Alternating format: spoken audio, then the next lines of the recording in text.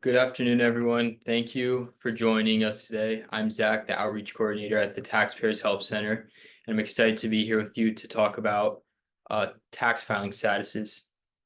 The Taxpayers Help Center is a nonprofit 501c3 organization in Northridge, California. We operate two tax clinics, one of which is our low-income taxpayer clinic, and we help taxpayers resolve their tax disputes with the Internal Revenue Service. Then the second of which is our VITA, or Volunteer Income Tax Assistance Clinic, in which we prepare income taxes for free. And we are an IRS authorized certifying acceptance agent, CAA, for individual taxpayer identification numbers, or ITIN, it's also referred to as applications.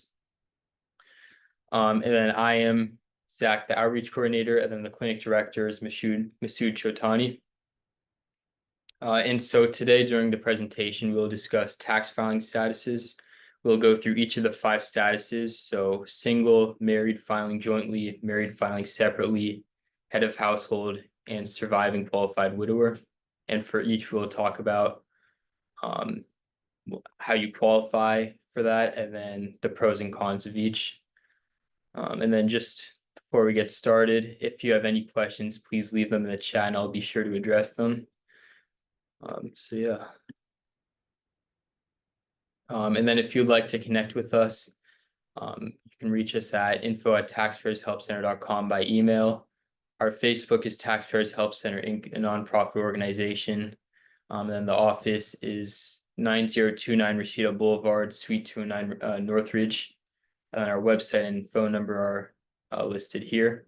But also, if you just type in Taxpayers Help Center on Google, all this information is readily available. And also, if you are watching this as a replay, so you can't leave a question as you're watching, you can email us at info@taxpayershelpcenter.com and a tax professional will get back to you.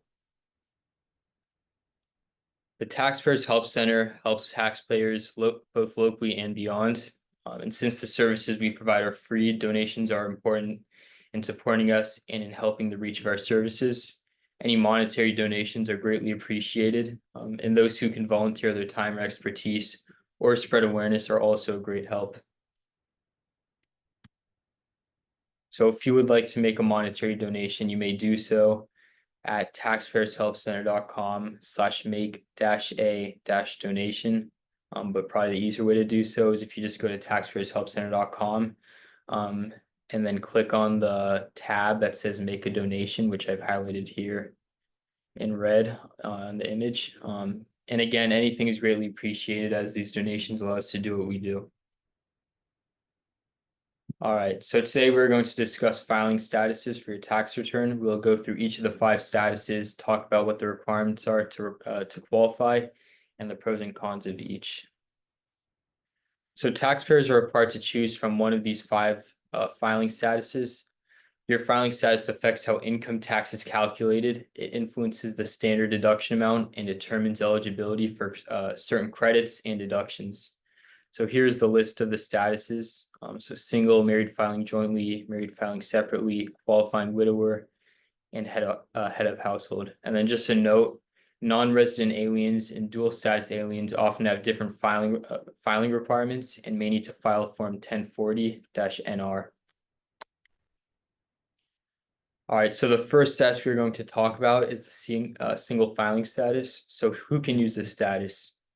A taxpayer can use the single filing status if on the last day of the tax year they were, so the first is unmarried. So the taxpayer must be legally single on December 31st of the tax year. This includes those who were never married or those who are legally separated or divorced. 2, legally separated or divorced. So individuals who are legally separated from their spouse under divorce decree or separate maintenance decree qualify as single for tax purposes. Then lastly, widowed before the start of the tax year and did not remarry. So if a taxpayer's spouse passed away before the beginning of the tax year and they have not remarried by December 31st, they can also use the single filing status. And some additional notes regarding the date of status. So the key date for determining filing status is December 31st of the tax year. A change in marital status within the year does not impact the filing status for that year. And then impact on filing. So choosing the single filing status affects the standard deduction amount and eligibility for certain tax credits. It is often the simplest status, but may result in higher tax rates compared to some other filing statuses. And on the next slide, I'll go into that, the pros and cons in more detail. And then also, some single taxpayers may be eligible for the head of household or qualifying widower with dependent child statuses, which can result in lower taxes. And then we'll cover these as well in more detail later in this lesson.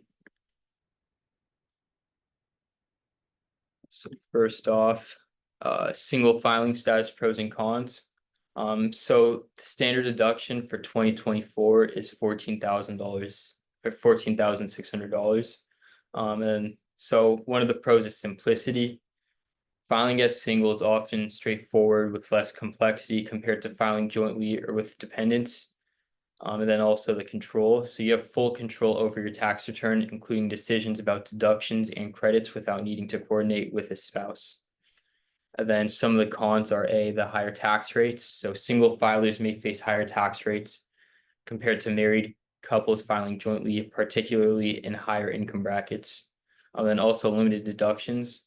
You may miss out on certain deductions and credits available to married couples, such as the spousal IRA contribution.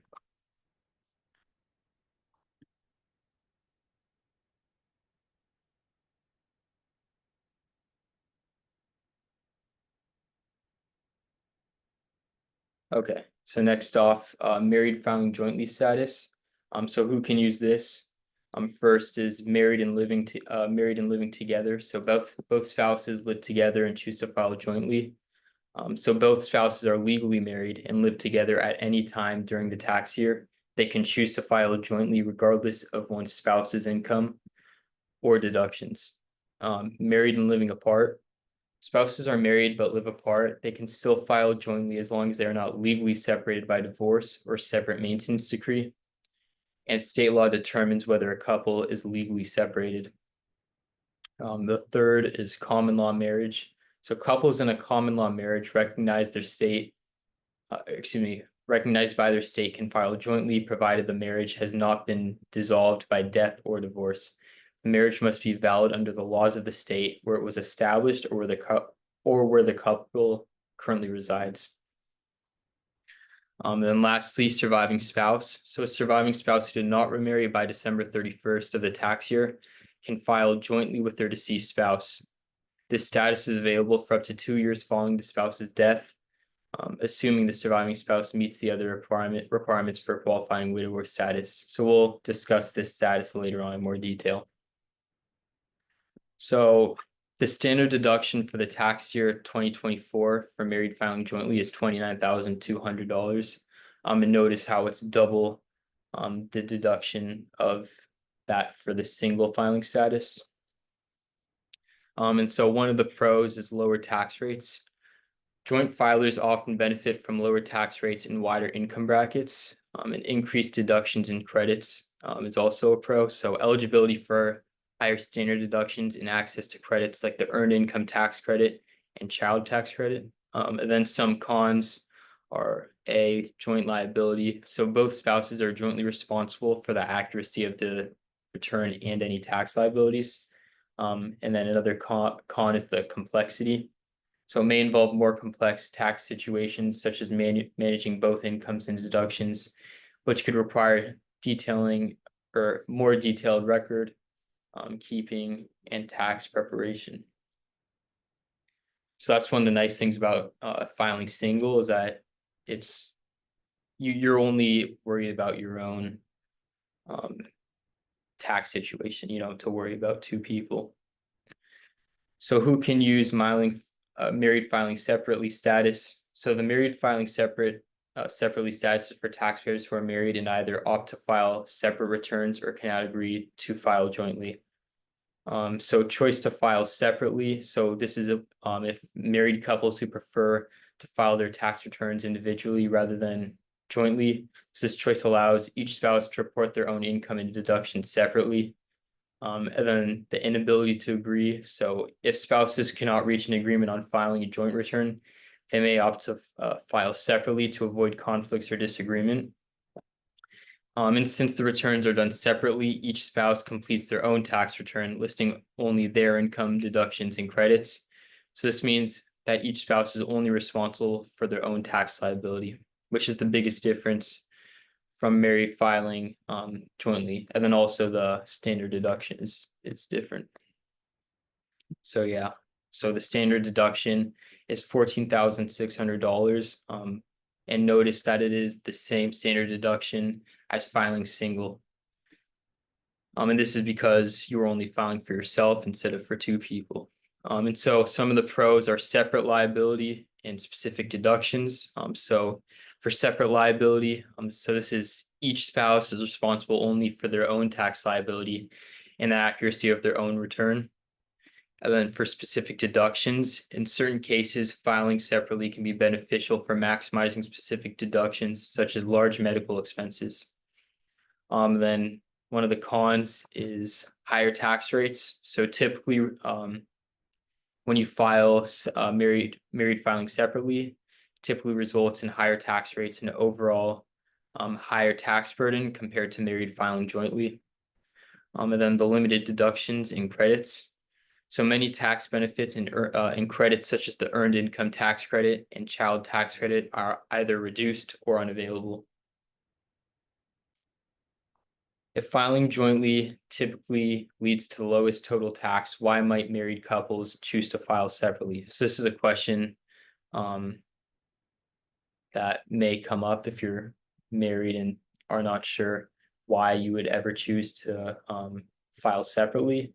And so married taxpayers may file separately to avoid being responsible for their spouse's tax obligations or to potentially lower their total tax, such as when one spouse has significant medical expenses. They may also choose a status to prevent the refund from being offset by their spouse's debts, like past due child support or student loans. So generally, it is more beneficial in terms of the amount of tax that is paid to do it jointly. However, there are some situations such as the ones listed on the slide where it may be more beneficial to file separately. So who can use head of household status? Taxpayers may qualify for head of household filing status if they are unmarried or considered unmarried on the last day of the tax year. So being considered unmarried typically means that you are either legally separated from your spouse or living apart from them and have not been living together for the last 6 months of the year. This status ensures that you are not filing jointly with your spouse and that you meet the criteria for being single or separated. And then second, if you paid more than half the cost of maintaining a home and had a qualifying person living with them for more than half of the year, excluding temporary absences like school. So you must have paid more than 50% of the expenses required to keep up your home, which includes costs such as rent or mortgage payments, property taxes, utilities, repairs, and food. So essentially, you need to be the primary financial provider for the household, demonstrating that you are responsible for the majority of the household's expenses. And then a qualifying person must reside with you for more than half of the year, with exceptions for temporary absences like attending school. So the qualifying person, which we'll talk about in more detail on the next slide, can be a child, stepchild, adopted child, or or a relative such as a parent or sibling who meets specific criteria. So this requirement ensures that the filing status reflects significant household responsibility and care for another person. So yeah, now we're going to talk about who is a qualifying person qualifying you to file as head of household. So basically, who is allowing you to file as head of household. So a qualifying child who is single, regardless of whether this child is claimed as a dependent. B, a married child who can be claimed as a dependent. Then C, a dependent parent And then lastly, a qualifying relative who lived with the taxpayer for more than half the year is listed in the specified chart and can be claimed as a dependent by the taxpayer. So just an example, let's say Maria is a single mother who supports her 10-year-old son, Alex. For the entire year, Alex lived with Maria in her home, and Maria paid more than half the costs associated with maintaining their household, including rent, utilities, and groceries. Alex is a qualifying child because he is under 19, not married, and lived with Maria for more than half the year. And so in this case, Alex qualifies as a qualifying person for Maria's head of household filing status, allowing Maria to benefit from the lower tax rates and higher standard deduction associated with this status. So some of the pros and cons of the head of household status. So one of the pros is lower tax rates. So head of household status generally offers more favorable tax rates compared to filing as single or married filing separately, which can result in lower overall taxes. Also, higher standard deduction. And I forgot to mention the 2024 standard deduction for head of household is $21,900. So yeah, that has a higher standard deduction than for single filers, which can reduce taxable income and lower taxes owed. And then one of the cons is eligibility requirements. So there are specific criteria that must be met to qualify, including being unmarried or considered unmarried and supporting a qualifying person. Failing to meet these requirements disqualifies taxpayers from the status. Also, complexity and qualifications is pretty similar. Determining who qualifies as a qualifying person and calculating the cost of maintaining a home can be complex, leading to potential confusion or errors in tax filing. Next off is the qualified widower status. So taxpayers who do not remarry in the year their spouse passes away can file jointly with the deceased spouse for that year. For the 2 years following the death, the surviving spouse may qualify to use the qualifying widower status. To be eligible, the taxpayer must have met the following. So one, entitlement to file jointly for the year of spouse's death. The taxpayer must have been eligible to file a joint return in the year their spouse passed away. This means that even if the taxpayer did not actually file a joint return for the return that year, they must have been eligible to do so.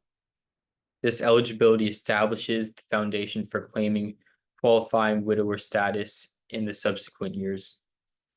2, spouse's death in either of the 2 prior years and no remarriage. So to qualify for the status, the taxpayer's spouse must have died in either of the 2 preceding years. Additionally, the taxpayer must not remarry before the end of the current tax year. Remarriage during this period would disqualify the taxpayer from using the qualifying widower status.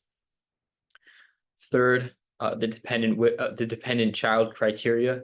So the taxpayer must have a child, stepchild, or adopted child who qualifies as a dependent for the year. This child must either meet all the requirements to be considered a dependent, or they would qualify as a dependent except for reasons like exceeding the gross income limit or being claimed as a dependent by another taxpayer. The child must also be a qualifying child according to IRS standards. Fourth, living with the child. So the taxpayer must have lived with the qualifying child in their home for the entire year, with exceptions only for temporary absences. So these temporary absences can include situations like attending school or brief vacations, but must not be long-term separations. And then lastly, the cost of maintaining the home. So the taxpayer must have paid more than half of the costs necessary to maintain the household. This includes expenses such as rent or mortgage, utilities, food, and repairs. So the same as for head of household. And so the taxpayer needs to demonstrate that they were financially responsible for the majority of the household expenses throughout the year. So here's an example of someone who would qualify for the qualifying widower status. So let's say John's wife, Emily, passed away in June 2022. John has been eligible to file jointly with Emily for the 2022 tax year. In 2023 and 2024, John qualifies for the qualifying widower status because he has not remarried and he meets the criteria. John lives with his 8-year-old son, Bill, who qualifies as his dependent. He pays more than half the cost of maintaining their home, including rent, utilities, and groceries. Since John meets all the requirements for the qualifying widower status, he benefits from the same tax rates and standard deduction as if he were filing jointly with his late spouse. This helps him reduce his taxable income and pay less in taxes during these 2 years after Emily's death.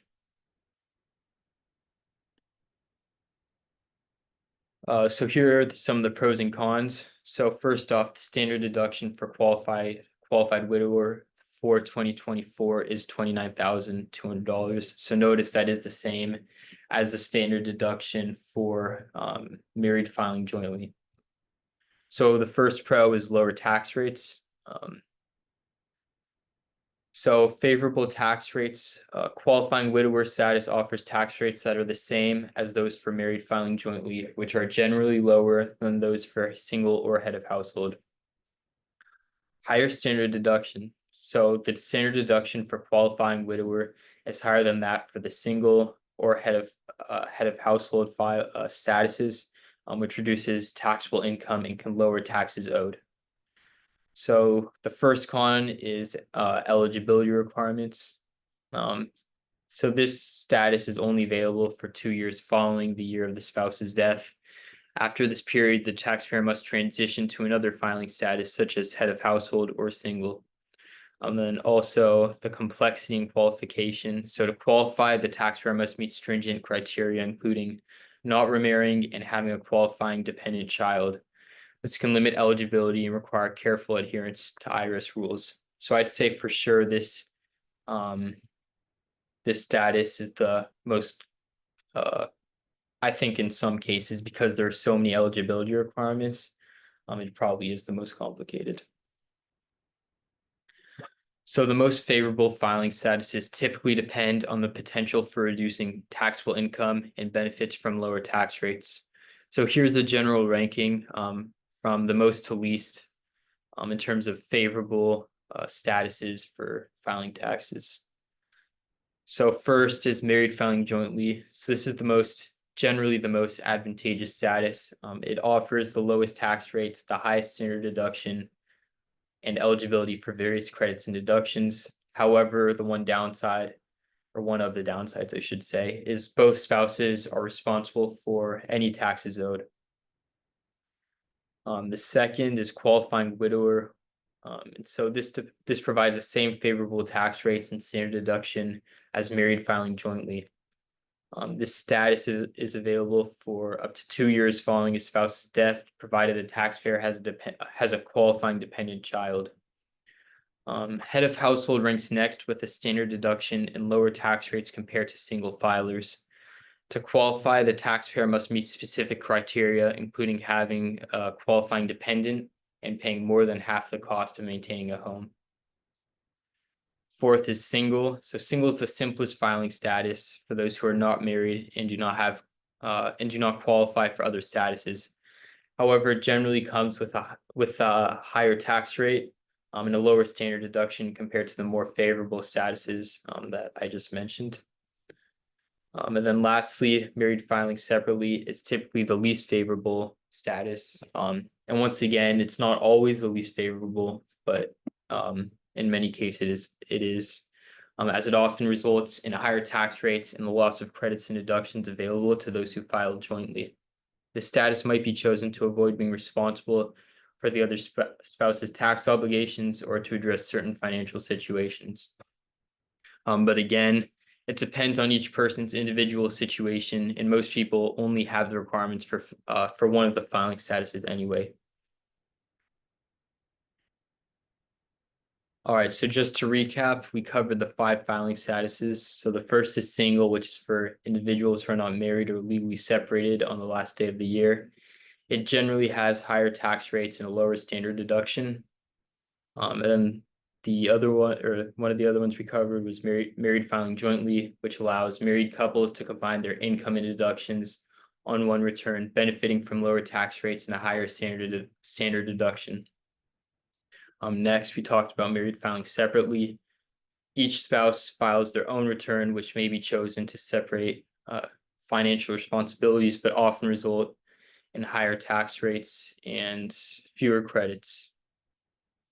The next one we talked about was the head of household. This is for unmarried taxpayers who pay more than half the cost of maintaining a home for a qualifying dependent, offering a higher standard deduction and lower tax rates than single. Then the last one we talked about was qualifying widower. So this is available for 2 years following a spouse's death, allowing the surviving spouse to use tax rates and deductions similar to married filing jointly, provided they have a qualifying dependent child.